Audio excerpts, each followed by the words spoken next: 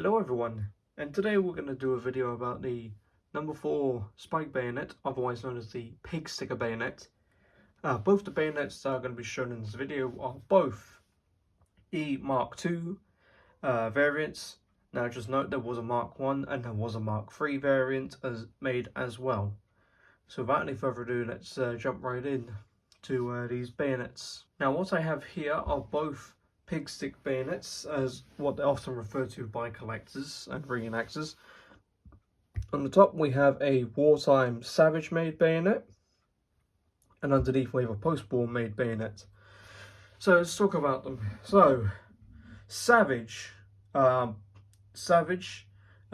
World War II, made, as you know, bayonets and rifles for the United Kingdom. Under the Lend-Lease Act. Savage made bayonets in large S and small s bayonets from 1941 to 1942. Over 200,000 of these bayonets would be produced in between that time frame. The one underneath is a post-war British made bayonet. The post-war bayonets, only about, I believe it was about 500,000 of these bayonets were made post-World War II. Not many of them were made, so they're very. So if you find a post-war one, snatch it up while you still can. Now, originally the Spike bayonet did not start off as, the Mark II. It started off as a nice crucifix form bayonet, similar to the same bayonet that is seen on the Mosin-Nagant and the M44 Mosin-Nagant carbine. It started off as crucifix form, but however, due to wartime economy measures, the evacuation of Dunkirk, ultimately it became a bit of an issue, as ultimately we lost so much kit and equipment that we needed to rearm quickly, and we needed to do it in a cost-effective way. So of course one of the ways that we've done this was by simplifying our equipment down, and one of them was the bayonet. So we ultimately introduced the Mark II Spike bayonet, to which then it ultimately led to become the Mark II Star, and I believe it went up to about triple star. But ultimately, as each variation of the Spike bayonet got more and more cruder. Ultimately, there was a Mark III bayonet that was made, but out of the Mark III bayonet was so crude, in fact, that you could see the weld marks. You could see where they had made the socket and they made the actual spike separately. And so what they had completely done was they had completely and entirely welded the spike to the socket itself. And so on some of the Mark IIIs, you can spot the weld. So anyways, now we're going to talk about these bayonets. So, next, the one on the top is a Savage. The one underneath is a post-war British-made example. We'll talk about the Savage first. So this is the Savage-made Spike bayonet. Just note, this is the fourth variant of the Bayonet Frog. Those bayonet frogs would be introduced in about 1944 and would see use all the way into the end of the war. Same with all the other variants, even the third variant as well. So let's talk about the bayonet itself. So we have a very good scabbard. As you can see, it tapers downwards into this ball. If I can try and get it to focus. As you can see, it's a nice ball, tapers downwards. Of course, you have your what do you call it? Oh, I forget what it's called now. The thing to lock it in. The bayonet itself, there's the socket, there's the markings. No4 Mark II, Savage Square S. On the back, you can see the catch to release it. It actually moves that lug there. And you can see the lugs for the barrel of the No4 Spike bayonet, or for the Mark II entrenching tool. There's nothing on this side here, of course, besides from the markings on the Bayonet Frog. There is another square S, small s, right there. And that is a distinctive feature of Savage, that being the square S to show that this was made by Savage. So it was made by Stevenson Savage in, I believe, Massachusetts. Pull it out, as you can see, it is a very crude blade.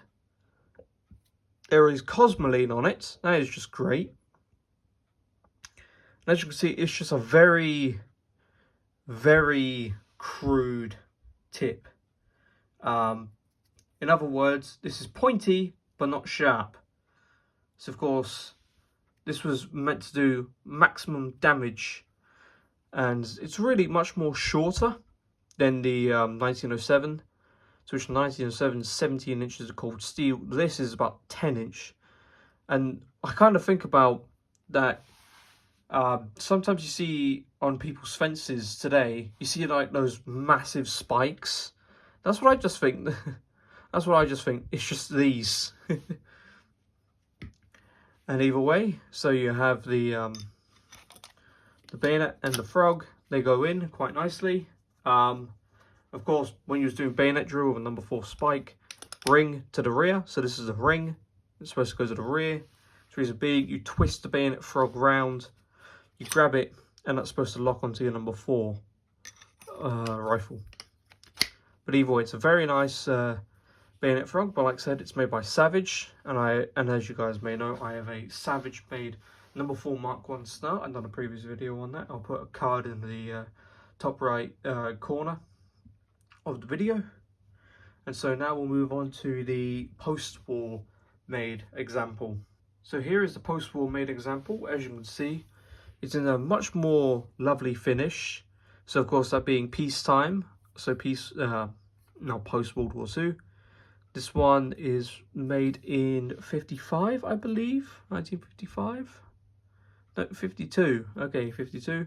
As you can see, if it will focus, it says, oh, it's not going to focus again. No. 4 Mark II, N67. These were not made in the 1960s.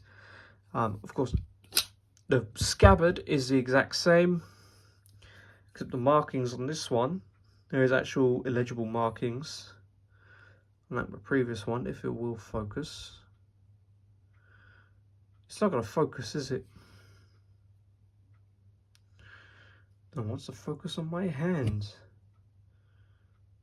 No, it doesn't want to focus. But okay, now it does. So it says No. 4 Mark 1, and there's a number right there. Other than that, it's the exact same. Meanwhile, with the bayonet itself, as you can see, it's literally the exact same. You know, you have your socket, and then you have your blade. Now, the one thing I will say, let's actually pull in the Savage bayonet again, because I only noticed this whilst off camera, and I was actually comparing the two. This is the Savage, this is the post-war. Notice anything different? That's right. So, also I've only just realised something, is that one bayonet is actually shorter than the other. So the Savage is actually shorter than the, let me actually just lay these down real quick. But I'm pretty sure they're shorter. Yeah, the Savage is shorter than the post-war, but either way. Now you might be able to notice on the post-war, there is this pronounced lip right here. You don't really see that on the Savage, which is a rather interesting little manufacturing detail. I suppose that was done post-war, because as you can see, this is a wartime example, and it's not on there. So I presume that's a post-war feature. So that's kind of unique to them. So that's the post-war Spike bayonet. Now then, I know some people will ask me this, so let's see how well they actually secure on Rifle No. 4. So this is my Savage made Rifle No. 4. Yes, I'm using the right terminology. It's called Rifle No. 4.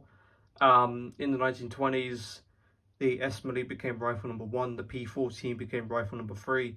Any rifle that was made for the British Army with that designation ultimately became rifle and its number, Rifle No. 5, which was the jungle carbine.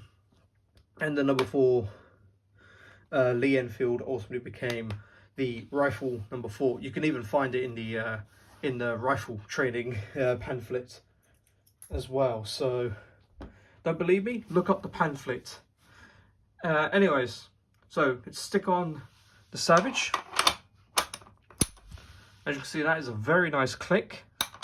Do it again. Either way, it's a very nice click. And also, I will admit, because, let me just reinstall it again. The actual, just to release that, the spring on this is very nice. Now, I will admit, inside of there's a whole bunch of cosmoline. And, well, I know some people from America, when they get new guns, they're caked in cosmoline.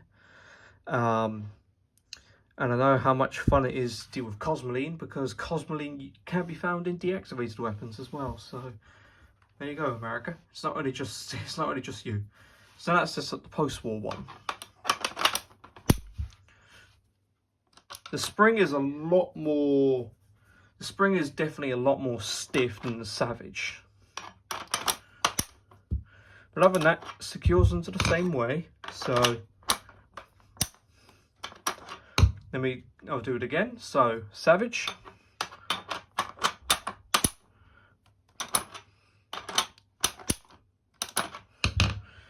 post-war,